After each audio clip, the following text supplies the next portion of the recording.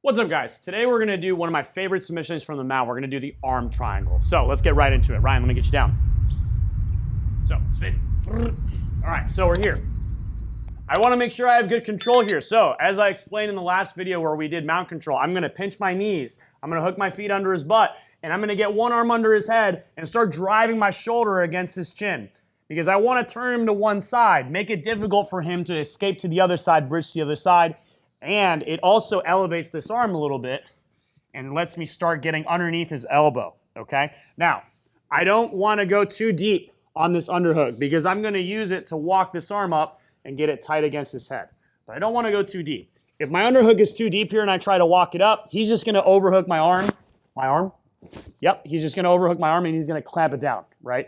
And once he does that, now I'm not able to advance. So I also don't want to get it too high. I don't want to get it too high, too close to the top of his elbow because he can tuck his elbow to the inside and get rid of the grip that way. So if I start walking it up, I'm too high, he's just going to tuck his elbow, boom, and he gets rid of it. I want that Goldilocks zone. I want to get about an inch underneath his elbow, right about here. Can you overhook my arm?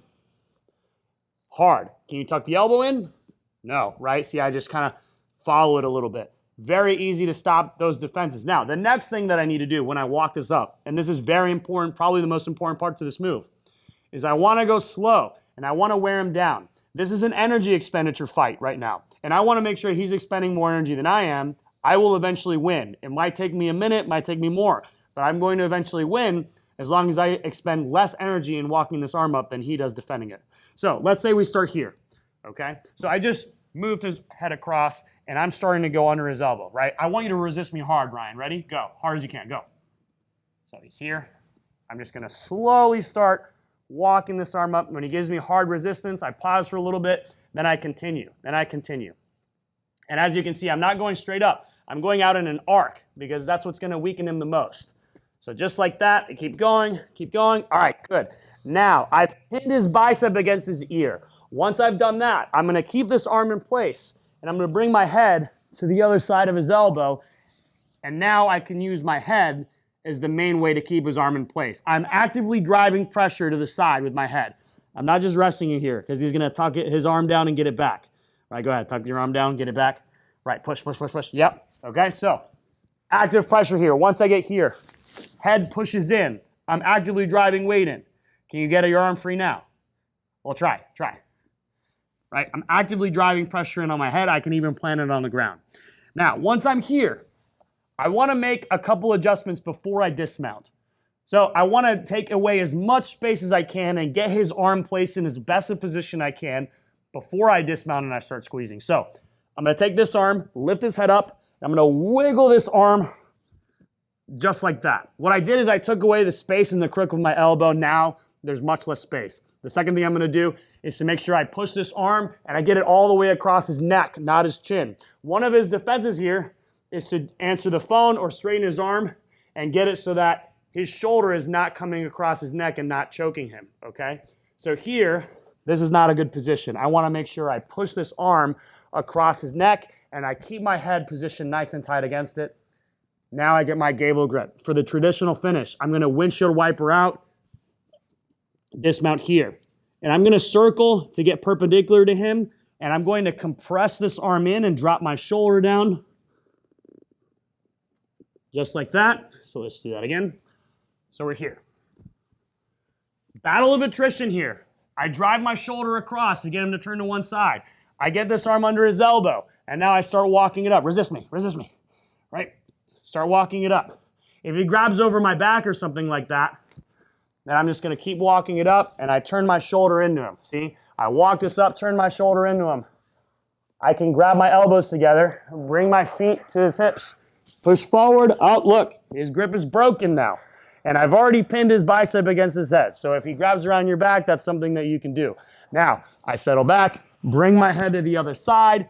I'm going to lift his head up, wiggle this arm through, push it across his neck, get my gable grip. Again, I dismount. And from here, I'm going to get perpendicular, and now I drop my shoulder down and compress just like that.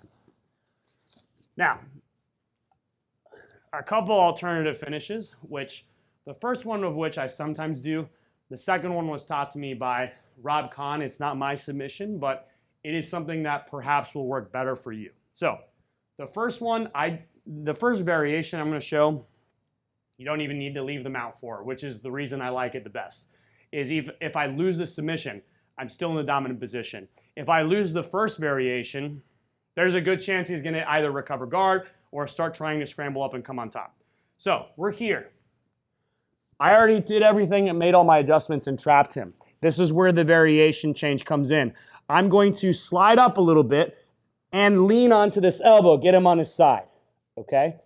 And now I'm going to grab my bicep and bring this hand over the top of his tricep just like this. So I'm locking in a rear naked choke grip, and I'm going to drive my elbows in like this and then compress. Just like that, okay? I like it because I don't need to leave the mount in order to do this.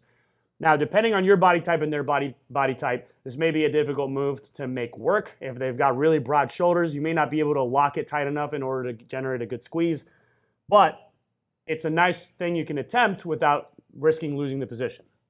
Now, the second one we're going to do, I am going to dismount. So I'm going to get the same grip I had before.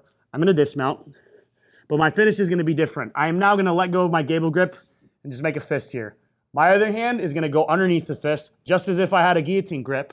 I'm going to get perpendicular to him. And now I'm going to scoop my arm in and drive him into me. I am not pushing up on my elbow. I am bringing him in, okay? And now I'm getting up on my toes, driving my weight down and compressing here, okay? So probably felt similar to the second one, right?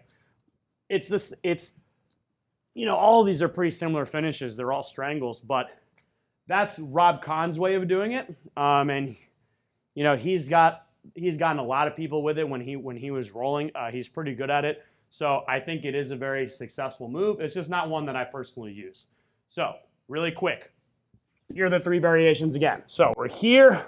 I walked the arm up successfully. I made my adjustments, lifted the head up, pushed the arm across the neck. I get my gable grip, dismount, get perpendicular. Now I drive my hips down and compress in, drop the shoulder. Submission 1. Submission 2.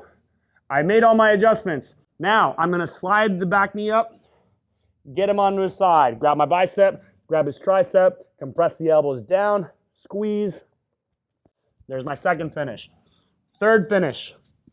I dismount just like the first. I get perpendicular, but now I'm going to make a fist, grab underneath my hand just like a guillotine grip, and I'm going to scoop him in towards me, just like this. Now I pop up onto my toes, drive my weight down into his shoulder, and compress here. And there you go. So those are your three arm triangle variations. One of them should work for you guys, okay? There should be one among those three that you can successfully hit against people. It is a super high percentage move, and I love that it gives you a ton of control as you're going for this. It's very difficult for your opponent to escape as you're moving in to lock in the submission. So hope you liked it, guys. Make sure you share this video. Make sure you smash that thumbs up button. Subscribe to us if you're new. And make sure you click that notification bell if you're subscribed. That way you guys get notified every time we put new videos out there.